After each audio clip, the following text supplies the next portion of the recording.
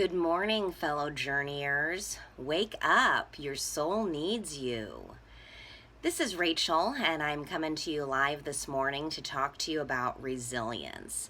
And what is resilience? I looked up the definition in the dictionary, and it states that resilience is the capacity to recover quickly from difficulties, the ability of a substance or object to spring back into shape, elasticity. So, how do we as humans, as spiritual beings, embrace the quality of elasticity? I think it's important to think about our past and to look at our past. And if we're really honest with ourselves, how can we not? Our past is what has been our experience. It's what's made us the people we are today and created our life. We're all told to learn from our past mistakes, right?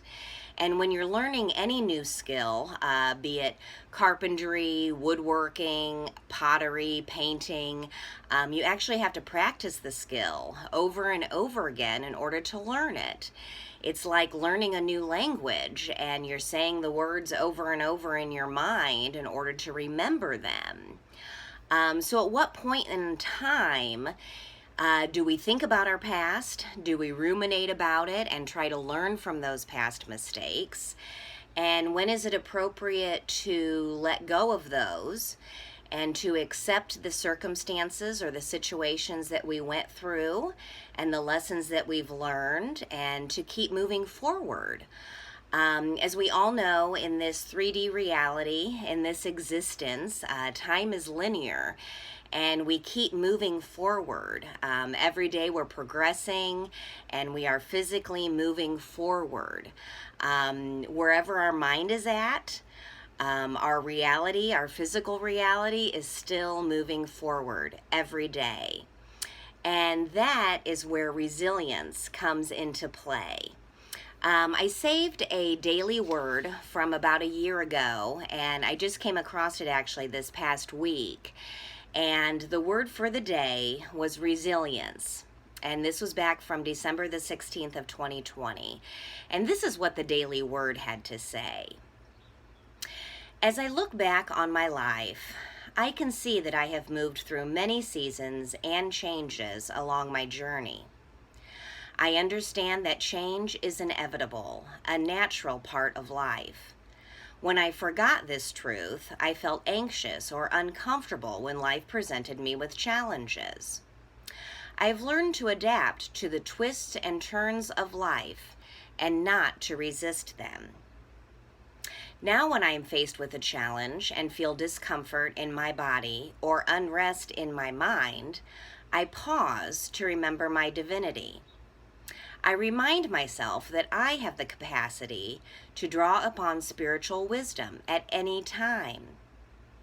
I affirm, I greet any challenge or change with resiliency and openness. My mind and heart are at rest as I accept the changes in my life. I am resilient. How do we get to a place of resiliency? It's almost like we have to step back from this thinking mind that is always ruminating and going over the past, rethinking about things, thinking about the pain that was inflicted upon us or the pain that we inflicted upon ourselves. Thinking about the choices that we made and how we could make better choices in the future. And although there's always a time and a place for self-reflection and for thinking about those things and learning those life lessons, as I stated earlier, time keeps moving forward. Time is linear. And at some point in time, we have to set a healthy boundary for ourselves within our own minds in order to continue to grow. I want to share with you today a personal experience that I had in my past that was a big life lesson for me, that was a big game changer. And about 5 years ago, I was in a relationship for about 4 years, and I was deeply in love. I had created a life for myself, for us, that I was excited about, that I was happy to be in. And I had also created a vision for myself and for our future. I had created in my mind what I believed my future would be and how I wanted it to be. And that was not the reality for the partner that I was with. He did not feel the same way. He did not envision the same type of future that I envisioned together. And it was extremely painful for me when he ended our relationship, when he broke it off. I had a lot of feelings of not being good enough, not being lovable, that I was not okay, and that there was something wrong with me. And it was very difficult. It was very painful. I really had thought that I had manifested in my life what I had wanted, that I had finally gotten this relationship that was so deeply meaningful to me. And yet, due to circumstances that were outside of my control, that was not the reality. That ended. For all of my teenage years and for most of my adult life, I have battled with anorexia. And I dove headfirst back into those same thought patterns after our breakup. As I'd said, I was feeling unworthy and unlovable, and I was feeling like I was not good enough. And all of those feelings that I had carried with me throughout the years about not being good enough came right back into the forefront again. And in my thinking at the time, I had thought, well, the best revenge that I can have over this pain that somebody else has inflicted upon me is to be the very best version of myself that I can be. And I will make him regret leaving me, and I will make him feel remorse for the fact that he lost something so great and so wonderful. And so in my thinking at the time, I equated the best version of myself with being the most thin that I could be. And I dove headfirst back into anorexia.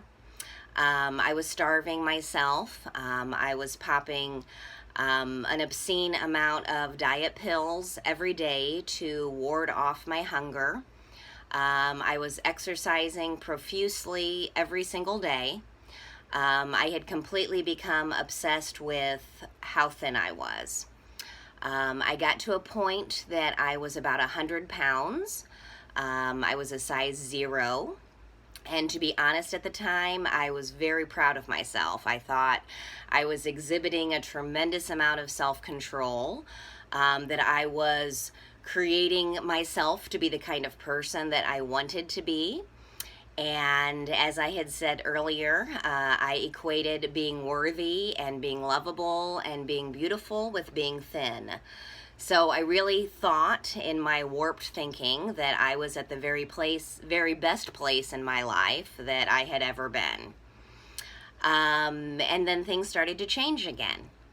I started to realize that I was not being true to myself, that I was not being authentic, that I was putting on a false image of who I wanted to be, when in reality, being 100 pounds at a size 0 was not really me. I really was not being true to myself. And that thinking started to change in my mind. And then my physical body started reflecting that same thinking.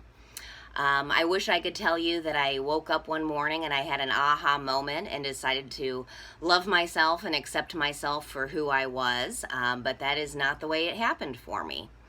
I started having physical symptoms and physical problems. My stomach and intestines became inflamed and bloated due to all of the diet pills that I was popping every day and the malnutrition that I was experiencing. I started getting a series of bladder infections that I couldn't get rid of. And I realized I had to change. Something had to give. I couldn't keep doing the same thing that I was doing anymore because it was affecting me not only mentally, but now it was affecting me physically too, and I was physically hurting myself. So I got to a point where I stopped taking the diet pills. I started letting myself eat again. And that was a very scary time for me. I started to rapidly gain weight again as my body learned how to form its own metabolism again, how my body learned how to process food again, and what a natural weight for me was. It took me about a year to stabilize my weight and to get back at a normal weight for my body again. Not only physically, but also mentally. I had to learn to accept myself for who I was, and that this was the authentic Rachel. This was the authentic me. And as I said earlier, regardless of what's going on in our minds, in this 3D reality that we live in, time is linear. Time keeps moving forward.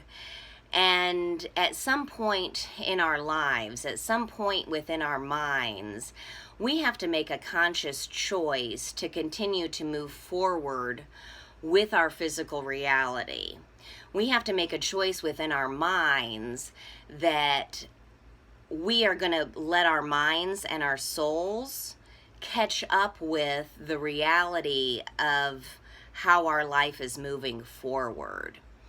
And the reality of my life at that time was that I hadn't gotten what I wanted. I was in a great amount of pain, a tremendous amount of pain. I missed the relationship. I missed the man that I was with and the life that I thought we were going to create together. There was a big void in my life, a big absence. And I let myself dive into anorexia. I let myself dive back into feeling worthy again and feeling beautiful, which are both things that I equated with being as thin as I possibly could be. And I worked that system. I worked that process, that thinking process, for a couple years. And it occurred to me that my reality wasn't changing, though. I was still alone. I was still not living the kind of life that I had seen for myself at the age that I was at. I had to learn how to become independent again. I had to learn how to become financially independent. I had to learn how to embrace my time alone and how to be comfortable being alone. I had to learn what my likes were and what my dislikes were. Outside of somebody else. I had to actually find out for myself what Rachel really liked and what I really enjoyed, as opposed to embracing somebody else's interests because I was in a relationship with them. I now had the time and I had the ability to think about what I really enjoyed and what I really liked doing. And so through that process, I learned how to move forward, how to live one day at a time, and how to not only embrace that my physical reality was moving forward, but to put my mindset in the reality of this is my life, it is continuing to move forward, and whether or not it is the way that I used to think I wanted it to be, this is the reality of how it is now. And how am I going to embrace that reality? And how am I going to recreate a new life for myself? So, like I said before, it's important to embrace our past. It's important to think about the lessons that we've learned from our past.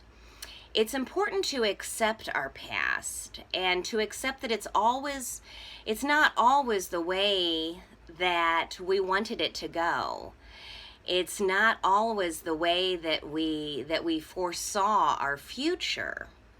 And yet time keeps moving forward, and every day that we live our lives, we are creating our lives and therefore creating our futures.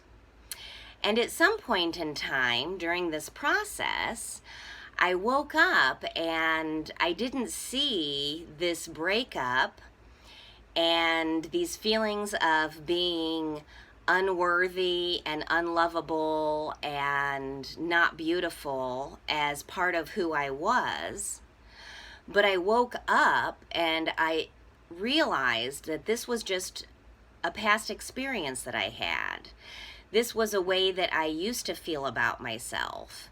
This is a way that I used to live, but it's not who I am anymore. It's not the way that I'm living anymore.